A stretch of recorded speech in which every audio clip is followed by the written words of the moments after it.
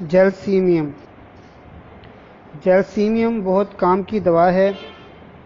Typhoid بخار، عام موسمی بخار، ملیریا بخار، فالج، کمزوری، اعصابی کمزوری، سر درد، لو لگنا، نزلہ زکام، جگر کے امراض اور دل کی تکالیف میں استعمال ہوتی ہے۔ سب سے پہلے اعصابی کمزوری کے بارے میں بتاتا ہوں۔ اعصابی کمزوری میں جیلسیمیم بہت کام کی دوا ہے۔ اس کے مریض کی زبان کانپتی ہے، اعصاب کانپتے ہیں اور بے حد کمزوری ہوتی ہے۔ اس کے ساتھ جیلسیمیم کے مریض کو پیاس بالکل نہیں ہوتی۔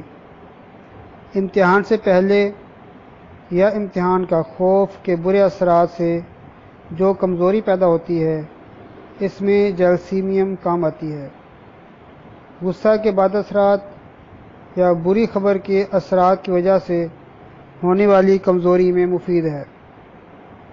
لرزہ اور کپ کپی اس دوا کا خاص نشان ہے۔ یہ اعصابی دردوں کی بھی بہت بڑی دوا ہے۔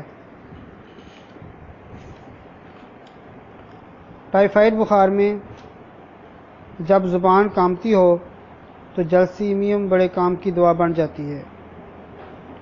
نزلہ زکام اور فلو میں استعمال ہوتی ہے اور اس میں جیلسیمیم خاص درجہ رکھتی ہے۔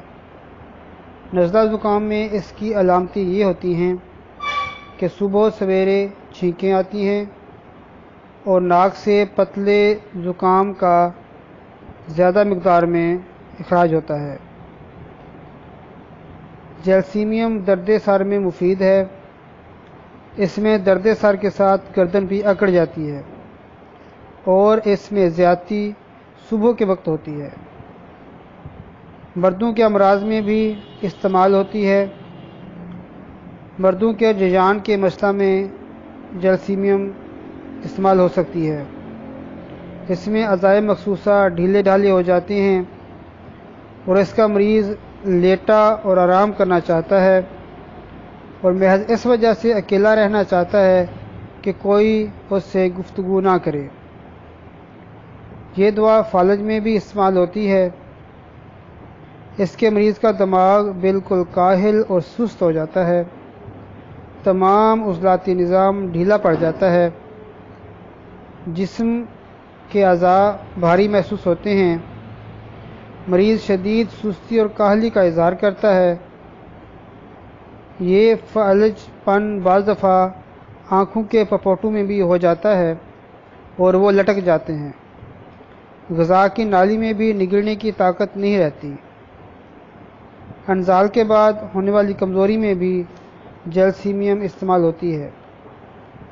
جیلسیمیم عام طور پر 3x 30 طاقت یا پھر 200 طاقت میں استعمال ہوتی ہے۔ فالج میں بڑی طاقتیں اچھا اثر دکھاتی ہیں۔ چائنا، کافیہ، میگنیشیا فاس اور ڈیجیٹالس اس کے اثرات کو زائل کر دیتی ہیں۔